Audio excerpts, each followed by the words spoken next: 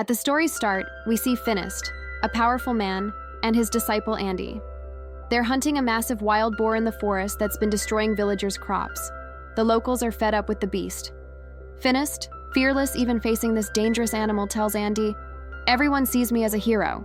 If I can't catch this pig, what'll happen to my reputation?" He raised the weapon and attacked the boar. But these small attacks did not affect the boar at all. Then Andy also attacked this boar with his weapon to help him. But his weapon went into the pig's nose and he woke up from sleep. Now the boar got angry and rushed towards Andy. But then the Finist came in front of him to stop him. He tried his best, but could not stop this powerful animal. With a little bit of force, the boar flew the Finist into the air, and finally he came down and fell on the pig. To control this boar, Andy threw a rope towards the Finist. As soon as the Finist grabbed the rope, this pig started flying in the air. The Finist tied the rope to both the wings of this pig and its horn, due to which the pig came under the control of the Finist, and the Finist started flying it according to his own.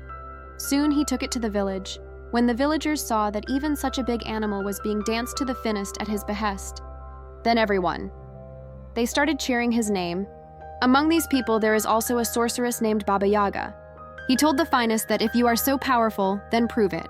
A big stone in front of his house is stopping the water, so he challenged the Finist to remove the stone from there. Finist said that I have faced a lot of big troubles and the sorceress has given him this small challenge. He started telling stories of his bravery. Yaka said that I am not going to believe until I see with my own eyes. Now everyone laughed after hearing this. Finist went home angrily. He was very angry with his boss, because now instead of praising his bravery, people are making fun of him. Now he wanted to prove his strength in front of everyone, so that people started praising him again. Andy advised that there was a way to do this. The tower ahead is believed to hold a beautiful princess, imprisoned by a demon. If you slay the demon and free the princess, your name will be known throughout the world. Finist decided he would definitely fight this demon. As night fell, Finist and Andy headed towards the tower. Upon arriving, he saw that other warriors had come to defeat the demon, but not for fame. They wanted to save and marry the princess. They asked Finist who would get the princess if they defeated the demon together. Finist replied, "I don't want the princess. I've only come to make a name for myself." Finist told Andy privately that he wanted to kill the demon alone, so he wouldn't wait until morning. With that, he snuck into the tower through a window. Inside, Finist met the beautiful princess who asked, "Have you also come to die?" Finist said, "I've come to save you." The girl ran inside. Finist grabbed her hand to stop her. She freed her hand and hid behind a pillar. A snake attacked Finist from behind. Finist fought the snake. Realizing it was the monster's tail, he attacked fiercely. But when that failed, he grabbed its mouth. As he tried to rip it open, the snake spat in his eyes, blinding him. Undeterred, Finist found his weapon by feeling with his foot and attacked again. But the monster vanished. Finist's attacks were so fierce, the tower began to crumble. The noise of the collapsing tower woke all the warriors. They approached the debris falling from the tower. The warriors saw neither princess nor monster. Only Finist was visible, slowly rising from under the rubble. Andy, seeing Finist had lost his eyes, took him home. Finist was furious about losing his eyesight. He became irritable. Andy, unable to bear this, sought Baba Yaga's help. He explained Finist's situation, but Baba Yaga refused, recalling when Finist didn't help her in need. Learning this, Finist became deeply saddened. Time went on like this, and now Andy had also stopped coming to Finist. He struggled to do all his work, going out to buy food and drink, but the children would steal his fruits. Now his money was also running out. One day, Andy came to Finist's house angrily and told him he had no work for Andy, so he should find something else to do. Hearing this, Andy left. As time passed, all of Finist's money was gone. The day came when Finist started eating rotten fruits from the market. One day, when he couldn't even get a rotten fruit, he sat in the market with his basket. Baba Yaga was passing by and saw Finist, so she put some food from her basket into Finist's. Before they could talk further, some robbers attacked the village and started killing the villagers. Finist couldn't see, but he could hear clearly how people were dying and suffering. As the robbers approached him, he heard them and fought back, seeing nothing. Despite being outnumbered, he fought 2 or 3 bandits using only sound cues. Another bandit threw a rope at Finist, but he grabbed it and pulled the bandit off his horse. He then dragged the bandit towards him and beat him up thoroughly. But some bandits attacked him from behind, and he fell unconscious. When he came to, he was on a ship with his neck and hands tied to a wooden post. Baba Yaga and many villagers were also on this ship. Then we saw Andy was there too. Roaming freely on the ship, Baba Yaga asked, "How are you moving around freely?" He replied, "I've convinced the bandits I'm on their side and will help them." He also said he'd keep an eye on the villagers for the bandits. Andy had a golden lamp he'd stolen from the bandits. He said he'd make a lot of money by selling this lamp. As Andy rubbed the lamp to clean it, a genie emerged from inside. Everyone was terrified. Even Andy ducked down at the commotion. A bandit came up, but the genie killed him and went upstairs. When Jin asked Andy his wish, Andy said, "Go back to the lamp." So Jin returned to the lamp. A thief appeared and held a sword to Andy's throat, took back the lamp. Soon, the ship reached Arabia. The villagers were lined up to be sold as slaves. A masked man came and bought Finist, Baba Yaga and Andy. He took them to his palace. Upon arrival, everyone was amazed by its size. Robots were working there, despite it being ancient times. The man removed his mask and said, "Don't be surprised. I'm a scientist who made these robots." He explained he created many machines to help humans. Finist shared how he was once a mighty warrior, but after going blind, his life became miserable. The scientist said he'd heard of Finist and Baba Yaga. This man buys slaves to set them free. When it was mealtime, the scientist ordered food from his robot. Everyone was very impressed seeing this. They thought it was magic. But the scientist explained it wasn't. "I've been working on these for 500 years. Yaga was shocked and asked, "How are you so young at 500? The scientist said he made a chemical for eternal youth. He then took them to show his lab. There, Finist asked how he made the chemical, and if drinking it could restore my eyesight.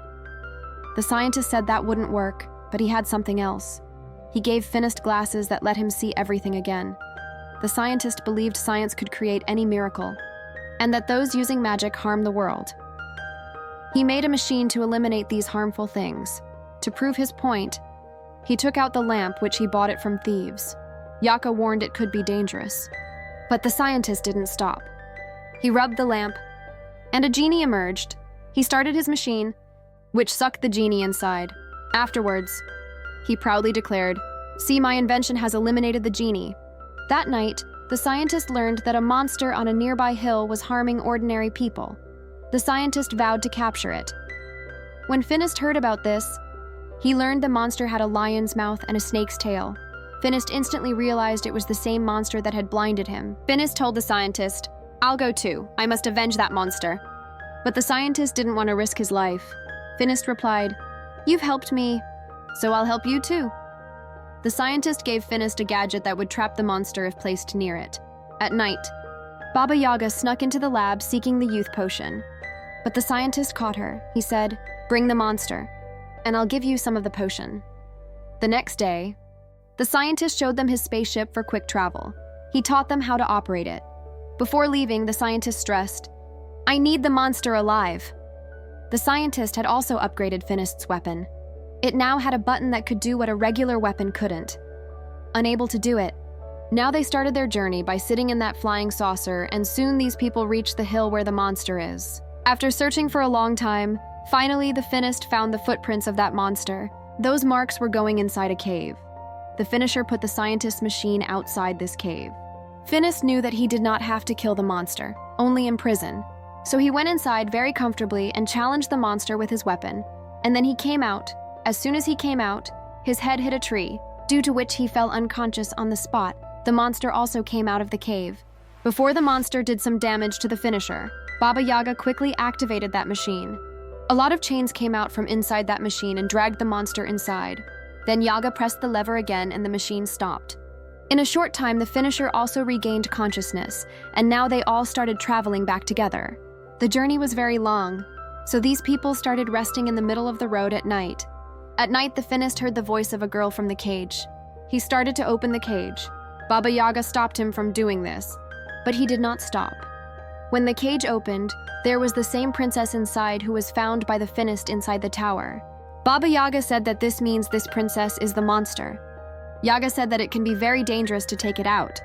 But Finist was not ready to listen to him because his heart was on the princess. As soon as Finist reached out to the prince, Baba Yaga pushed him and closed the cage. The princess told that I did not hold your hand because there is a curse on me. If any man touches her, she will turn into a monster. The princess said, I'm not evil. I don't harm anyone unless provoked. I live alone in these mountains to avoid hurting others. Yet, people won't even let me be here in peace. After this, we saw the scientist stole a farmer's cat. The farmer begged, saying the cat only helps, not harms. At night, the cat emitted light, illuminating the area. But the scientist ignored the farmer and put the cat under his machine. This machine extracts magical powers from anything. It pulled the cat's magic and turned it into a chemical, which the scientist locked away. He had collected many such chemicals before. Meanwhile, the princess and Finist fell in love. Baba Yaga and Andy captured them to take to the scientist. At the palace, they watched from afar as the scientist extracted magic from a bird and put it in his robots. This meant the robots ran on magic, not science. Baba Yaga confronted him angrily, calling him a liar and accusing him of using magic from killed animals to extend his life. The scientist, enraged, threatened that anyone who learns his truth won't survive. Baba Yaga and Andy fled, freeing Finist and the princess, knowing the scientist would harm her too. The princess revealed she knew the scientist. He had been pursuing her for a long time. Just then, the scientist arrived there, gathered all his robots to prevent escape, and started draining the princess's magic with his machine. Phineas tried to save her, but tied up, he could only grab her hand, turning her into a monster. Transformed, the princess broke free and fled. Baba Yaga and Finist escaped too, but the scientist's men gave chase. Baba Yaga used magic, throwing seeds that became watermelons to slow their pursuers. The scientist deployed his large robot. He couldn't let Finist and Baba Yaga go. As they knew his secret, Andy told the scientist they had plenty of magical chemicals, but the scientist wouldn't listen. The giant turtle robot's emergence destroyed the palace. Now, the scientist pursued Finist and Yaga in his robot, with Andy. As he rained cannonballs on them, Finist said to Yaga, "You distract it while I climb on top and try to flip it over. Once this big turtle's upside down, it won't be able to right itself." When the robot approached Yaga, its machine began draining her magic, making her appear elderly. Finist felt sorry, but while distracting the scientist, he climbed onto the turtle. The scientist spread the turtle's arms to throw Finist off. Finist didn't fall, but his glasses did. Now he couldn't see. Baba Yaga saw this and started guiding Finist on how to fight and where to. Just then, the princess-turned-monster arrived. Go. The scientist was frightened at the sight. Finist chained the turtle's neck and began flipping it, causing the magic chemicals inside to spill out. The scientist tried to escape with his magic wings, but the magical wings didn't work, and he fell to death in that magical chemical below. While the finisher was also exhausted and fainted now, the princess dropped him there. She started crying because she was afraid that something might happen to her. She didn't go. She fell in love with the Finist with all her heart. As soon as when the tears fell in Finist's eyes, he suddenly came to his senses. Her gaze had returned, as the finisher expressed her love for him, and also promised to always be with the princess. But the princess said that I can't live with you because of my curse. Finist became depressed and returned to the village with the rest of his comrades, but he was still lost in the memory of the princess. When Baba Yaga grew up again looking for a way to be, she also found a way to break the princess's curse. She happily went to Finist and gave him the good news. He told her, "This curse has been deliberately given to the princess. It is not her fault, and now their next task will be to cut the princess's curse." But the next part of this movie will be shown, which has not yet arrived, the video. Subscribe to the channel and get 1 million quick, please get it done.